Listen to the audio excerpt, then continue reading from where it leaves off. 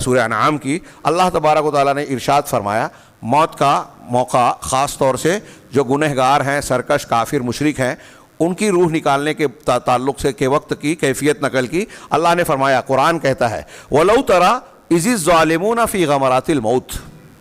کاش کہ آپ دیکھتے کہ جب ظالم لوگ، ظالم مشرک کافر گنہگار، جب ظالم لوگ موت کی سختیوں میں، سکرات میں، موت کی سختی میں، جب ان کی روح قبض ہو رہی ہے، موت کے منہ میں جا رہے ہیں، جب ظالم لوگ موت کی سختیوں میں مبتلا ہوتے ہیں، وَالْمَلَائِكَةُ بَاسِطُو أَيْدِيهِمْ، اور فرشتے اپنے ہاتھوں کو پھیلائے ہوئے ہوتے ہیں، اس کا مطلب فرشتے روح قبض کرنے آتے ہیں۔ اس کی تفصیل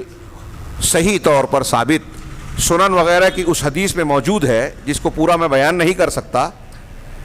کہ انسان کی موت کا جب وقت آتا ہے تو ملک الموت فرشتوں کی ایک جماعت کے ساتھ آتے ہیں۔ اب اگر وہ اچھا انسان ہے، میں حاصل کلام اپنے الفاظ میں بیان کر رہا ہوں، تو اس کو اچھے القاب سے خطاب کیا جاتا ہے کہ اے پاکیزہ روح چلو، اور پھر ملک الموت اس کی روح قبض کر کے ایک خوشبودار اچھے کپڑے میں اس کو لپیٹتے ہیں، جنتی لباس میں، جنتی کپڑے میں، ہاں خوشبودار کپڑا، اور پھر اسے ساتھ آئے ہوئے فرشتوں کے حوالے کرتے ہیں۔ اب اس میں دیکھیے کہ فرشتے میں کبھی قرآن میں یہ کہا ہے کہ ملک الموت روح نکالتا ہے،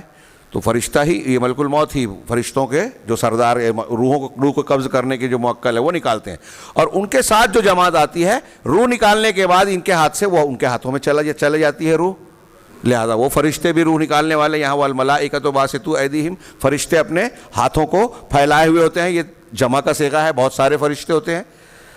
تو نیک فرشتے کو، نیک روح کو یہ فرشتے لے کر اوپر جاتے ہیں، پھر ان سے آسمان میں پوچھا جاتا ہے فلاں ابن فلاں ہیں، ایسا ایسا نیک روح ہے، تو ان کو خوش آمدید کہا جاتا ہے، استقبال کیا جاتا ہے، ہاں پھر علیین تک پہنچایا جاتا ہے، اور جو بری ہوتی ہے وہ خبیث روح کہہ کے اس کو پکارا جاتا ہے، اور ایک بدبودار ٹاٹ جیسا کپڑا لے جا کر اس میں اس کی روح کو نکالا جاتا ہے، وہ نکلنے کے لیے تیار نہیں ہوتی، اس کو کھینچ کر نکالا جاتا ہے، پھر عذاب کے فرشتے یا سختی کے فرشتے جو ساتھ ہوتے ہیں وہ لے کر چڑھتے ہیں، اور پھر اس کے لیے اجازت طلب کی جاتی ہے، اس کو برا بھلا کہا جاتا ہے کہ یہ خبیث روح ہے، یہ ایسی ایسی روح ہے، اور پھر اس کو سجین میں تحت ثرا کی طرف پھینک دیا جاتا ہے۔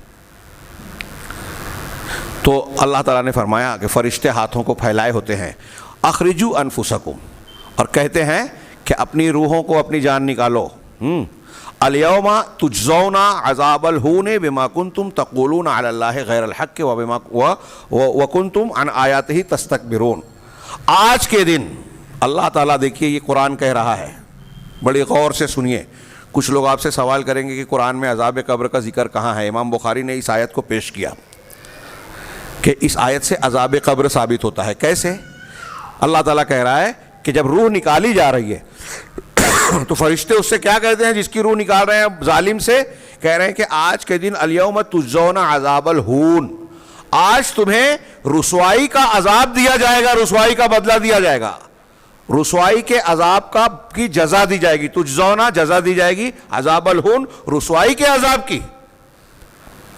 جس وقت روح نکال رہے ہیں اسی وقت فرشتے کہہ رہے ہیں کہ آج، ابھی قیامت قائم ہوئی کیا؟ جس کی روح نکالی گئی ابھی اس کی قیامت قائم ہو رہی ہے، قیامت جو سور پھونکنے والی ہے وہ قائم میدان محشر نہیں ہوا۔ منکرین حدیث جو عذاب قبر کا انکار کرتے ہیں وہ ایک سوال یہ بھی اٹھاتے ہیں کہ قیامت میں جب اللہ تعالیٰ دوبارہ زندہ کرے گا تو میزان عمل مقرر ہوگا، حساب و کتاب ہوگا، حساب کتاب ہونے کے بعد جب یہ ثابت ہوگا کہ اس کی برائی زیادہ ہے یا برائی کا پلڑا بھاری ہے تو اس کو جہنم میں یا عذاب میں ڈالا جائے گا، اور آپ یہ کہتے ہو کہ قبر میں عذاب دیا جائے گا، اس کا مطلب یہ کہ حساب ہونے سے پہلے ہی رزلٹ دے گا۔ یہ وہ اعتراض کرتے ہیں۔ ان سے سوال کیجئے کہ پھر یہاں فرشتے روح نکالتے وقت کیوں کہہ رہے ہیں کہ آج عذاب دیا جائے گا رسوائی کا؟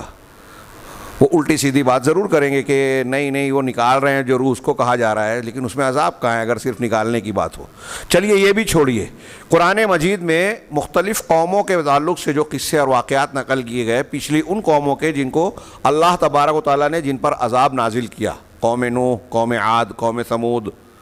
ہاں کسی کو جو ہے پانی میں ڈبو دیا،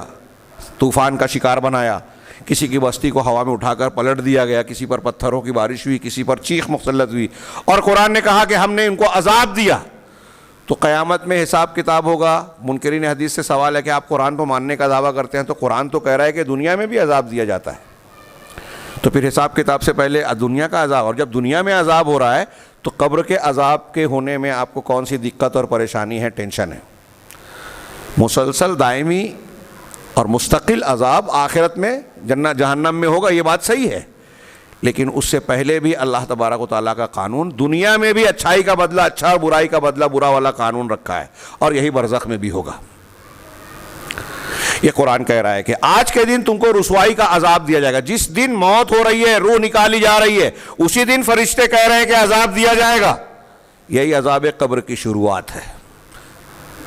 اور نیک انسان کے لیے یہیں سے ثواب قبر کی شروعات ہوتی ہے. کیوں دیا جائے گا عذاب؟ آج تم کو کیوں رسوائی کا عذاب دیا جائے گا؟ وجہ فرشتے کیا بیان کریں گے؟ بما کنتم تقولون علی اللہ غیر الحق, اس وجہ سے جو تم اللہ پر ناحق باتیں کیا کرتے تھے. جمعہ کا خطبہ بدعت کے بارے میں ہوا. بدعت جتنی بھی ہے اللہ تبارک و تعالیٰ پر ناحق باتیں ہیں, بغیر دلیل کے باتیں ہیں, وہ بات ہے جو قرآن حدیث میں آئی نہیں ہے.